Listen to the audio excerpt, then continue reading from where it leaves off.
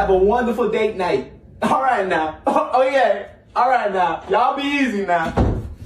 The FBI assassinated Fred Hampton because they were scared. They was pussy of what would happen if the black people united. Do you hear? Hey y'all, welcome back to my channel. My name is Nataya and this is Nesthetics, bringing you content that is aesthetic, authentic, and all about activism.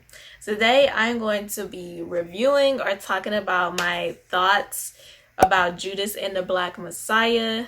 Recently I did a video on Judas and the Black Messiah, specifically talking about Lakeith and his need to go to therapy after his role as William O'Neill. And I also discussed my thoughts about therapy and why I go. So make sure you go check out that video after this one. But today we are strictly talking about Judas and the Black Messiah. And I'm going to talk about the movie just from an opinionated perspective, not really from a cinematography perspective. Because I could talk about it from a cinematography perspective, talking about how it was filmed and, you know, stuff like that. But I really don't want to talk like that today, okay? I could talk like that, but I don't want to talk like that today. So I'm strictly just going to be giving my opinions on the movie and what I thought about it. First of all, I love the movie. I watched it twice because the first time I watched it, you know, I enjoyed it. But then I was like, oh, maybe I should do a review for my YouTube channel. So I decided to watch it again just to get a full feel for the movie. I will say when I finished the movie, like, it did make me upset. And I was also like a little bit sad as well, because just like the whole story and just how everything happened, like it just really made me upset. It made me upset. Like, I knew the story of Fred Hampton. I didn't know the story of William O'Neill though, and his participation and how he helped the FBI get him killed. But I knew how Fred Hampton got killed, so I knew this was coming in the film, but I didn't know William O'Neill and his story. And for me, that made me even sadder because, like, the FBI literally just used him and probably didn't even care that he killed himself in the end. And yeah, so let me just get into my thoughts about the movie. First, I want to talk about Daniel Kaluuya and how he portrayed Fred Hampton.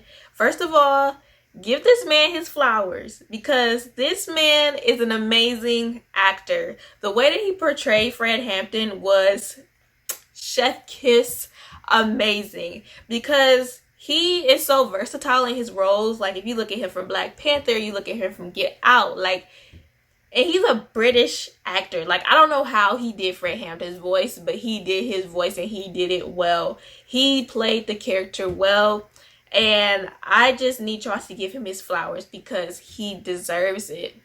One critique that I do have, though, nothing against Daniel Kaluuya, but like, this is something Dr. Umar Johnson mentioned, and I know some people have their views on Dr. Umar Johnson. I personally, you know, I have my wishy-washy views sometimes too. Sometimes he be doing too much, but sometimes he be on point with the things he be saying. So Dr. Umar Johnson did mention that a lot of Black British actors are playing Black American leaders. Like, I don't think that it's a problem that Daniel Kaluuya played Fred Hampton at all.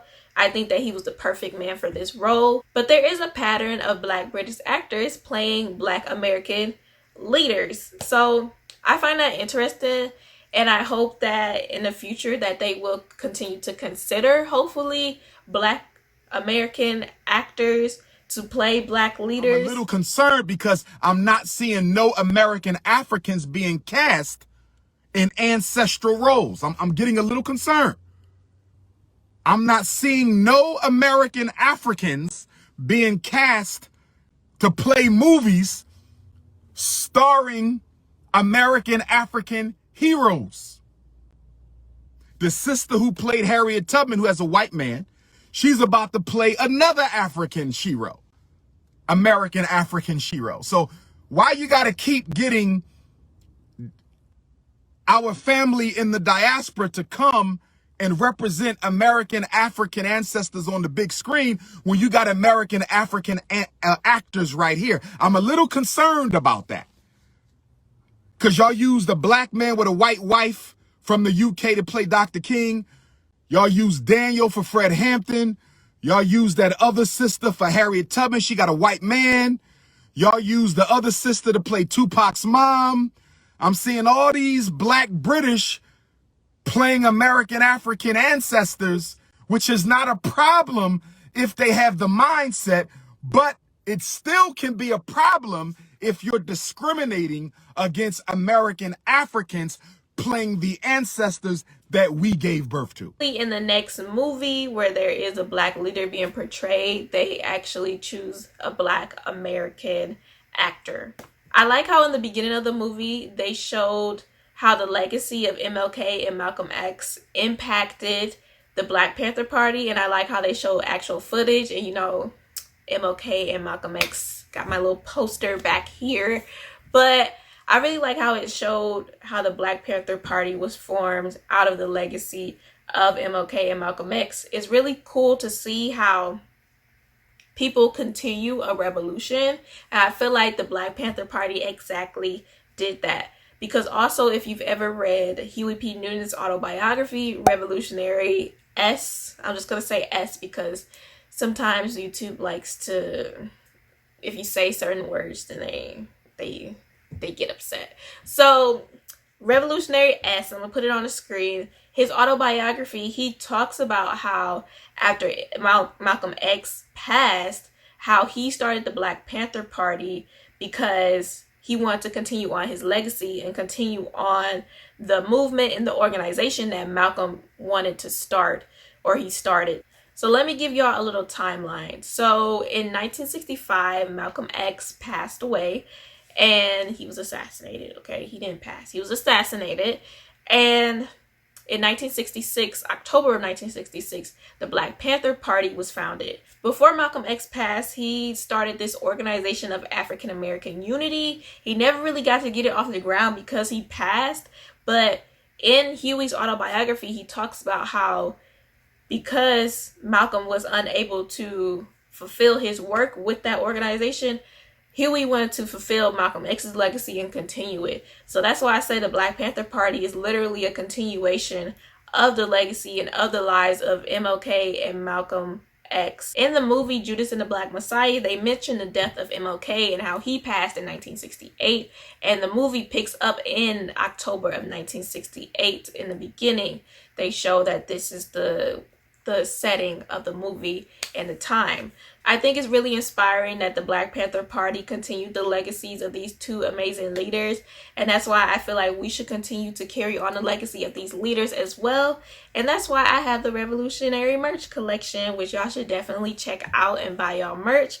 We have Huey, we have Asada, MLK, Malcolm, and Angela Davis. I feel like these revolutionaries were very important to the Black community and made a huge impact, and we should continue to carry on their legacies.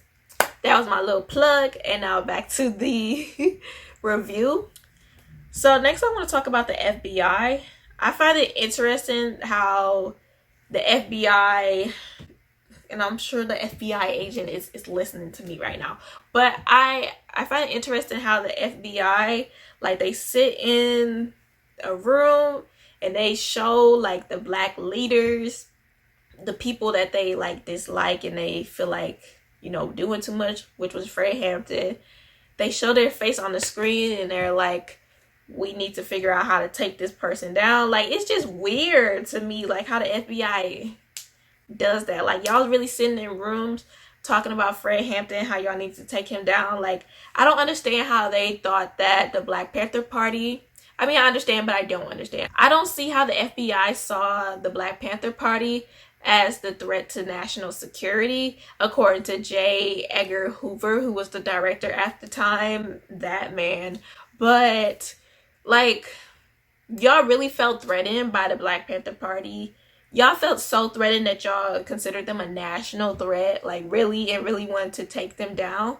Like, the FBI, like, when you look at Malcolm X, MLK, and the Black Panther Party, you see they all have something in common. Like, the FBI went after all of them. The FBI was involved in all of their deaths. It's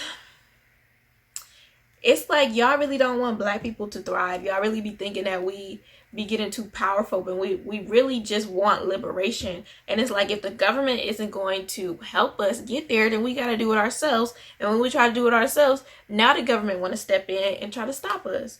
So I find it interesting how the FBI always plays a part when Black leaders start to get too powerful. I feel like once Black leaders start to go international, that's when the FBI and like the government, like, okay, we gotta put some control, because like Huey, Malcolm X, MLK, they were international leaders. People knew them across the globe. They traveled across the globe and talked about Black liberation. They formed coalitions. They did everything. So I feel like once the government start peeping like, oh, they doing stuff outside the US, they making a global impact, oh yeah, we gotta stop them now. Because Black leaders are then like spreading the messaging to other countries, and FBI like, no, we don't want that.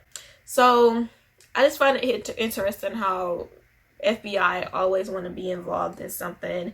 And also how in this movie they tried to say that the FBI saw the KKK and the Black Panther Party as the same, but y'all in no way went after or ever have gone after the KKK in the same way that y'all went after the Black Panther Party and their leaders. Like the way that they took out Fred Hampton, when have y'all ever taken out a KKK member like that? Like when? Maybe I don't know. Let me know. Because if I'm wrong, let me know.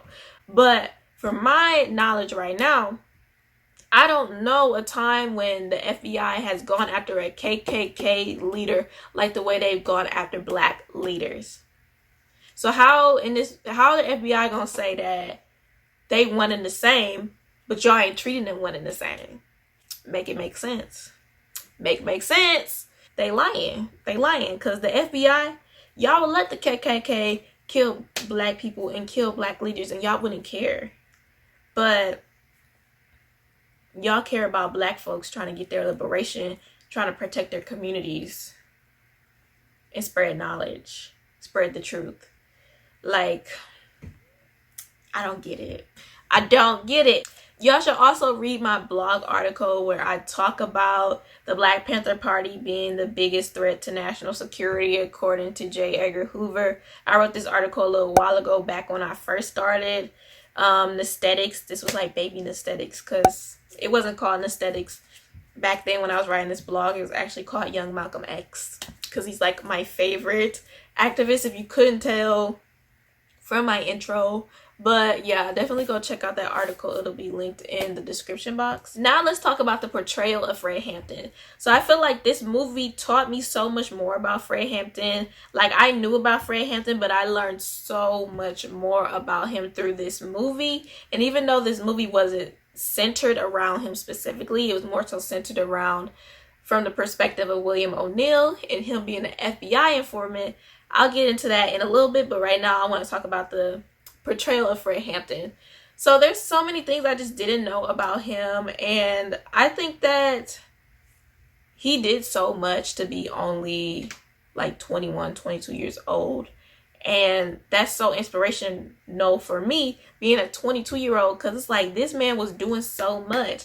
Like, he was out here leading the people. He formed the Rainbow Coalition, where he was bringing together people of all different backgrounds, ethnic backgrounds, socioeconomic backgrounds, to fight against poverty and police brutality. They were talking about how they wanted the pigs, aka the police, out of their communities. It really reminds me now of how we say abolish the police. And it's like, when we are saying abolish the police now, people are acting like it's so radical and it's like the first time people are saying this. Like, no, people have been saying this forever.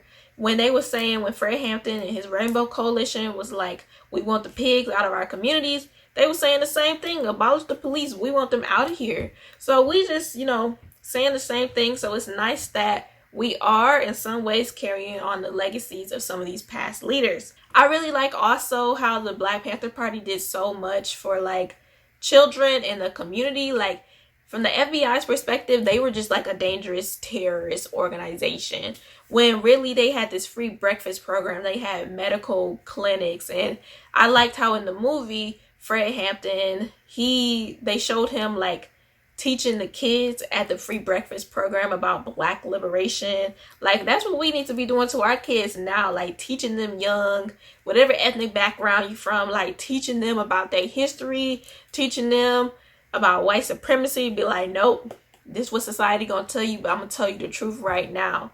And let them soak all of that stuff in like a sponge. And Fred Hampton seemed like such an educator, and he seemed so serious, which I liked. Like, there were points where he was like listening to a Malcolm X speech, it seemed like daily, and he knew the speech by heart. Like, he could recite it. And I feel like that's very interesting. It showed that he was like really committed to the cause and was really trying to carry on the legacy of these leaders. And also, I like how he was all about action. Fred Hampton was all about action. He was like, we don't want capitalism, we don't want Black capitalism, we want socialism. He wasn't into that performative activism stuff. He didn't care. He like, I want action, action, action. Because when, in the beginning of the movie, when they changed the college name in Chicago to Malcolm X College, Fred Hampton was just sitting there like, okay, what's that supposed to do? What's that doing for our liberation?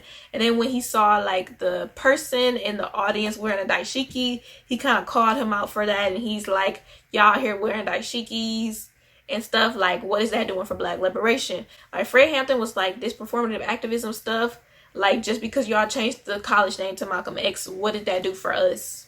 Also, I really like the portrayal of Black women in the Black Panther Party. I feel like Black women, without Black women, the Black Panther Party wouldn't have been as together as it was. I think that without the women and like their strength, like the Black women was out there with their guns and they like, okay, we out here to fight too. I loved seeing that. And I love seeing that they actually showed Black women in this movie and showed that they were a part of the movement and they was down for the cause. They was like, we here to protect our communities. We here to protect our Black men. Like, I love to see it. Love to see it. Now I want to talk about the star of the movie, William O'Neill. So I think Lakeith did an excellent job of portraying William O'Neill. And he has also had some diverse roles as well. He was in Get Out. Atlanta, I love his character in Atlanta. It's so funny. And also a movie called Sorry to Bother You, which I've seen as well. I think Lakeith is an amazing actor, and he did another great job portraying William O'Neill in this movie. I see why he needed therapy after that movie, because this character, like, I can't imagine being the actual person, William O'Neill. Like, I understand why he did what he did. I understand, like, why he was an informant for the FBI, and I understand why he committed at the end of his life. Because he didn't want to go to jail, and it's like, he had no option. He was like, either I go to jail or I just, be an informant. But the FBI did not tell him in the beginning, like, oh, we gonna have you help us kill him. Like, he just thought he was going to be getting information. He was really misled by the FBI. And I feel like it's not William O'Neill's fault for what went down and what happened. And I feel like it's all the FBI. Like, I don't put that on William O'Neill at all. I feel like the FBI really didn't care about nobody. Didn't care about William O'Neill. They didn't care about the Black Panther Party and Fred. They had one goal: to eliminate Fred Hampton, eliminate the Black Panther Party, and that's what they did. They didn't care who they hurt in the process. And even though William O'Neill got all that money in the end, I think it was like $200,000 accumulated that he got at the end for doing all of that informant work. Like, that money meant nothing to him, clearly. Like, I couldn't imagine being William O'Neill and having to do that and then knowing that I helped kill someone in my own community. I think that is just so sad, and Lakeith did a good job of portraying him in the film, and I understand, like I said, why he needed therapy. So it just shows that the FBI really don't care about us. I mean, nothing new. But overall, I really enjoyed the film. I enjoyed all of it. I just loved it. I'm happy that they made a film about Fred Hampton and about this story with William O'Neill, because it definitely educated me on this, and I did not know about this prior. I feel like I probably had heard about it, but I really didn't had never really researched it that much. So I'm so happy that this movie was educational for me. And then also, as I have been doing with all the rest of my videos, I put action items at the end of all of my videos now. One artist that I follow on social media, her name is Noname. Y'all may or may not know her, but she's really like radical and revolutionary. And she talked about, I think she tweeted like a while ago, or maybe like last month, how, you know, we have these movies portraying these Black revolutionaries, but we're not doing anything to help the Black revolutionaries that are alive today. So she did share like a change.org, or not change.org, maybe it was. Either way, it was a petition to help free these revolutionaries. So I'm going to put that in the description box for y'all to sign if you like, if you feel led to. And that'll be y'all action item for today. Also in the description box, besides petitions, there will be educational information about present-day Black radicals. So definitely check that information out in the description box as well. Thanks to Noname. Action item number 2 is figure out ways you can carry on legacies of prior leaders. It can be leaders from your own, you know, community, like looking at leaders from the Black community for me, or even looking at leaders from other communities, from other and different ethnic backgrounds. Think about ways you can carry on their legacies and embody their work in the work that you're trying to do in your life. So those are your 2 action items for this video. Thank y'all for watching. I hope you guys enjoyed this video. Don't forget to like, comment, and subscribe. And I will see y'all in my next video. Bye.